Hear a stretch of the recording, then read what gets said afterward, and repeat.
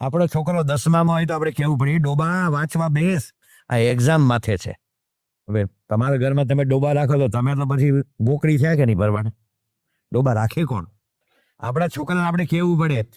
એ શંકરાચાર્ય 16 મુનિ કૃતમ ભાષ્યમ, 16 વર્ષે એને શાંકર ભાષ્ય બનાવ્યું. વિશ્વની તમામ મોટી મોટી હાર્વર્ડ ને ઓક્સફર્ડ ને કેમ્બ્રિજ ને સ્ટેનફર્ડ ને બોસ્ટન ને આપણું હિન્દુ વિશ્વવિદ્યાલય, મુંબઈ યુનિવર્સિટી, ગુજરાત યુનિવર્સિટી, એમાં જો કોઈને હિન્દુ ધર્મનો અભ્યાસ કરવો હોય તો આ શાંકર ભાષ્ય આજે ભણાવે છે. મહારાજ અને સ્વામીની કૃપાથી એક સમય એવો પણ આવશે કે અક્ષર પુરુષોત્તમ ભાષ્ય ભણાવશે, પણ વોચ એન્ડ વેઇટ. તો આવું એને 16 વર્ષે લખેલું, અને 32 વર્ષે આખા હિન્દુસ્તાનની 4 વાર પેદલ જર્ની કરીને ખુલ્લે પગે નંગે પાઉં એને 4 મઠ સ્થાપ્યા, જે આજે પણ ચાલે છે. અને તમારી કંપની છે ને 12 વર્ષે ડૂબે કોકના પૈસા લઈને. આજે 1200 વર્ષથી આ આધ્યાત્મિક પેઢી ચાલે છે. એવા શંકરાચાર્ય મહારાજ કેટલા બુદ્ધિશાળી ગણે.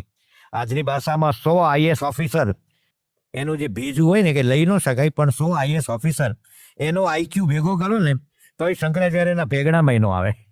એવા શંકરાચાર્ય કહે છે ભગવાન ભજવા જેવા છે. કોઈ નવરો ધૂપ નથી બોલતો. નોકરીમાં નિષ્ફળ, લગ્નમાં નિષ્ફળ, ખેતી ન આવડે, ગામના ઓટલા ભાંગે, ગમે તેના ટાંગા ખેંચે, એવો માણસ નથી કહેતો કે ભાઈ ભગવાન ભજ.